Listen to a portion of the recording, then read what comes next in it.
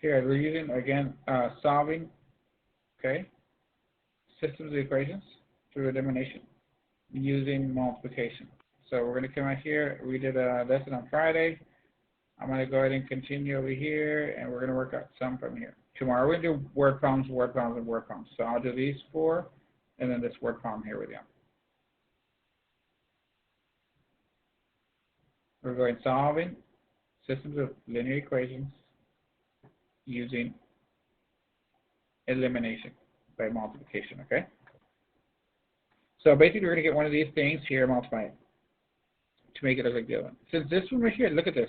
This one, if I were to multiply this one times a 3, I would have a negative 3y and positive 3y, slash they would cancel out, right? And that's what I'm going to approach that one like that. So I'm going to do that here. This time here gives me 6x. This times here gives me a negative 3y. This times here gives me a 12. Now I'm going to come right here and add these two up. This is my elimination method. Right here when you add them up and they cancel out. So I'm going to add up these two. This here gives me 13x. This here cancel out, which I wanted, and that's equal to 39. So I'll just divide by 13, divide by 13, x is equal to 3. Now when I have x be equal to 3, I just plug it into either one of these. Since this one's smaller, the top one, smaller numbers at least, I'm going to plug this into the top one, to the original one. So here I'd have 2x minus y is equal to 4, and I'm going to plug in x right here to be 3. So I'm going to have 2 times that 3 minus y is equal to 4. So this gives me 6 minus y is equal to 4. I'm going to minus 6 minus 6. And I'm going to have y is equal to negative 1. Sorry, is equal to negative 2. I'm going to divide by negative 1, divide by negative 1. We're going to have y is equal to positive 2. So my final answer for this one is a coordinate 3, 2. Let's do this one over here. Now, if you look at this one I multiplied this one because the y's would cancel out. This one I'm going to multiply down here because now the x's would cancel out. See, these I can't multiply to give them something the same. I can, but it's too much. I don't even like it. This is the easiest to change.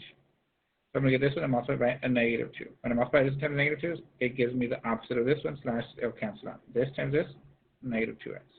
This times this, negative 10y. This times that, negative 4. Cool.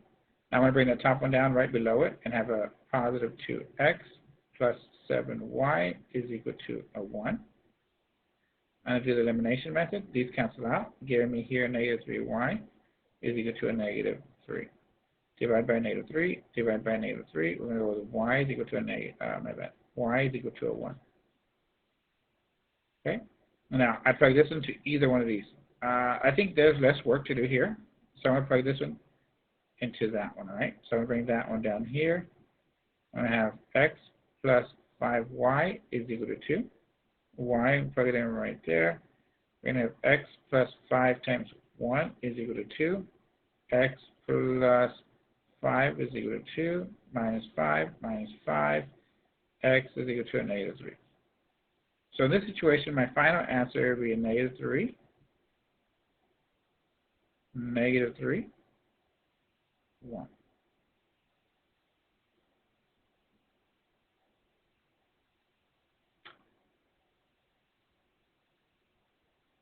Same thing for 3 and 4. Let's try 3. Ready? So, this one now, the other one I could change one of them. Here I'm going to change both. Since these are smaller, I'm going to make them, both of these, change. I guess I'll move over to the right.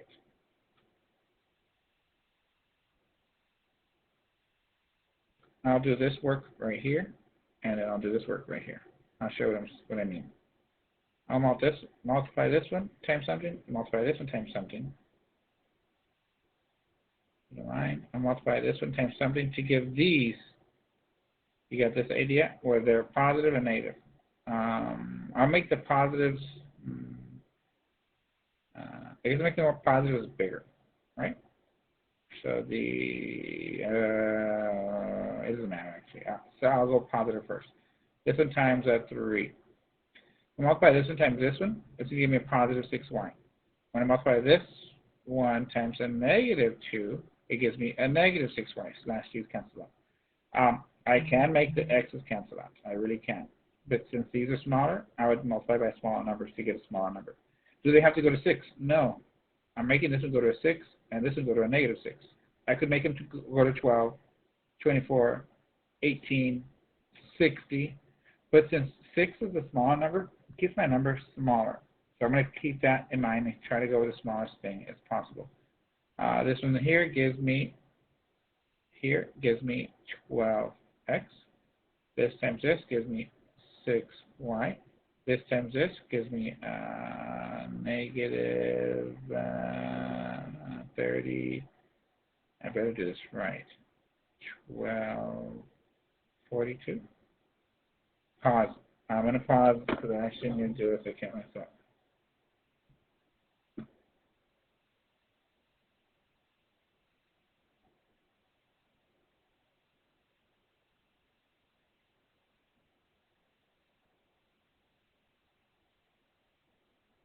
Okay, it was correct, thank God.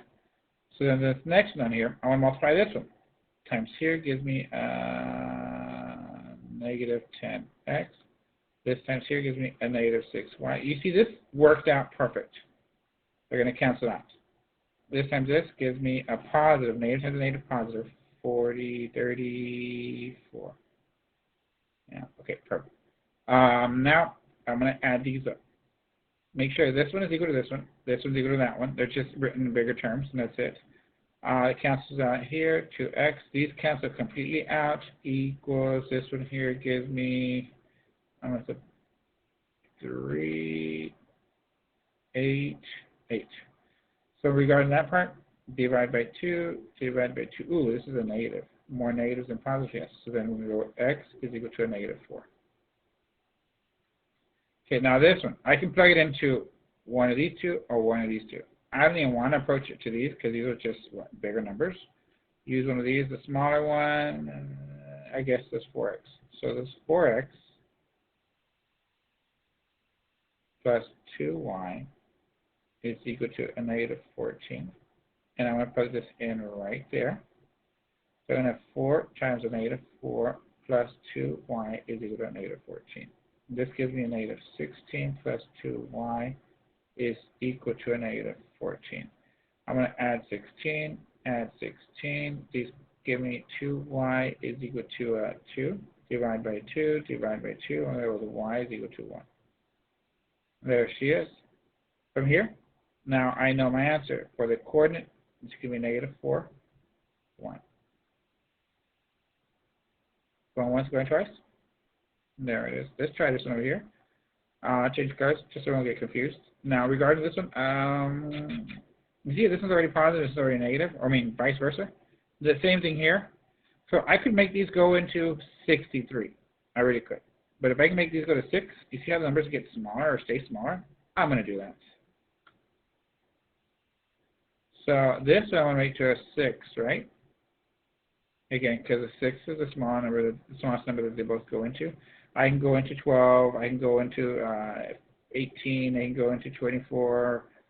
Bigger numbers, 12, but I'm not. Just going to be keeping it as small as possible to keep my numbers in general smaller. So this is multiplied by a 3. Here gives me 27a. Here gives me a negative 6b. Here, negative 24. Next, I want to multiply this one times a 2. It gives me a negative 14a.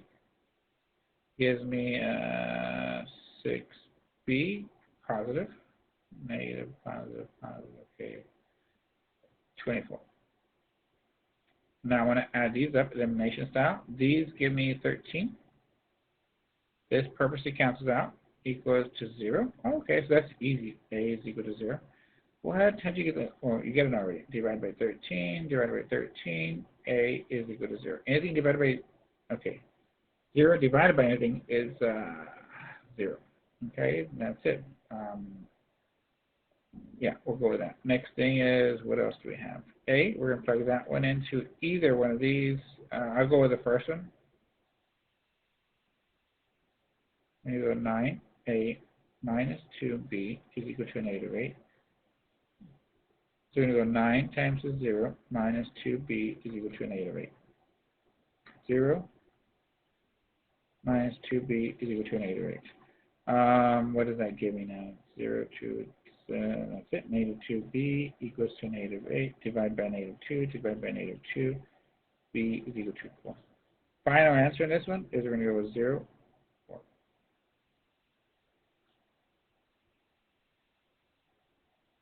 What do y'all think? Not too bad? Let me see something real quick.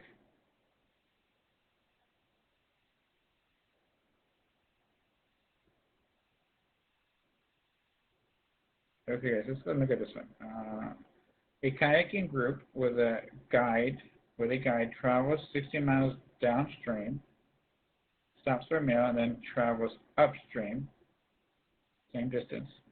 The speed of the current remains constant throughout the trip. Find the speed of the kayak in still water. Okay, so if you look at this real quick, this is the information. This is downstream, and this is upstream. So we're going to find the speed. All right, well, let's look at what's going on here. Let's do like a little visual in our brain. Sorry about that. So when you're in a kayak, you're going to paddle forward. Does it make sense? If you're on a river like this, hear me, the river's traveling that way. They're paddling that way. So there's two speeds here. The river speed, X, river. I guess RV, right? Kind of stay short. And then this is the kayak. There's two speeds there. When they do that, it equals 16 miles this way. And when they do this, they come back on the kayak. Guess what's happening? The river speed is still going that way, plus RV speed. The river. Now, when it comes to the river, here, according to their speed, it's going to be a negative speed. It's pushing against them. And this one's also equaling 16 miles. So now we're going to look at this. That one's going with the river. This is going against the river. This is vectors, guys. You'll get to that later. When you're going in the same direction, you add them. When they go in the opposite directions, you can subtract them. So this is why this is a negative. Now it's a positive. But it makes sense because if you're going, let me see, if you're going, I don't know, on a car, 10 miles per hour, and you jump forward at 2 miles per hour, you're going to wind up flying in the air at 12 miles per hour, right? Makes sense. And this one here, if you're, I don't know, just see, the river's going this way. We'll go with the same things, 10 miles per hour this way. And you jump back.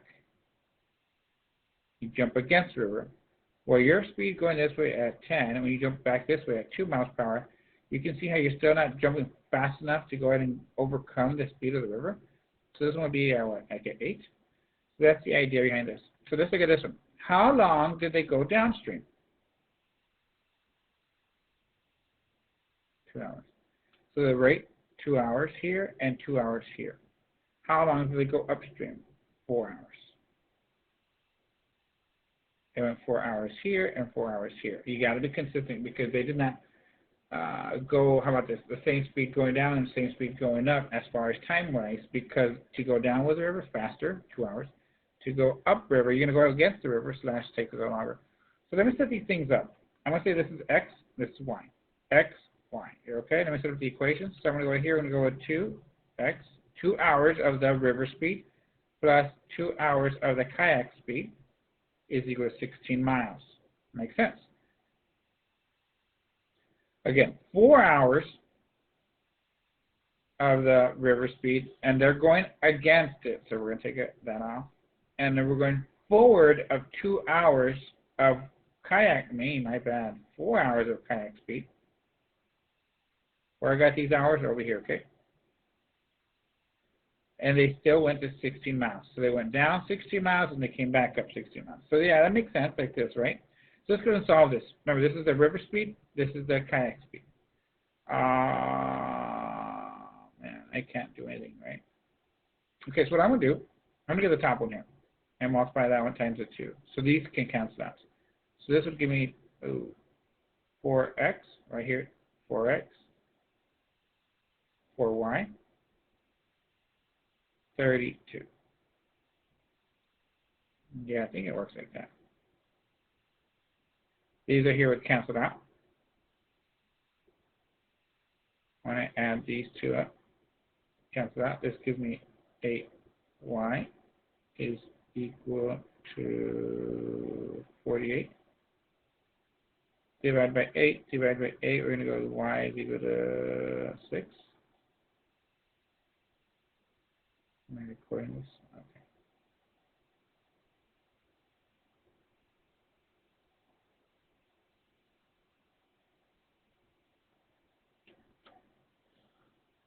Okay, so let me see, I have to do something. Okay, if where did I stand? And y we said was the kayak speed, right? Kayak speed, kayak, yeah. Okay, so that's the speed of the kayak. 6 miles per hour, I guess? Yeah. Pretty cool. We found the speed already of the kayak. Oh. Going once, going twice. Are we okay with that one? It's not too bad. We're going to stop there. You do have an assignment on Alex.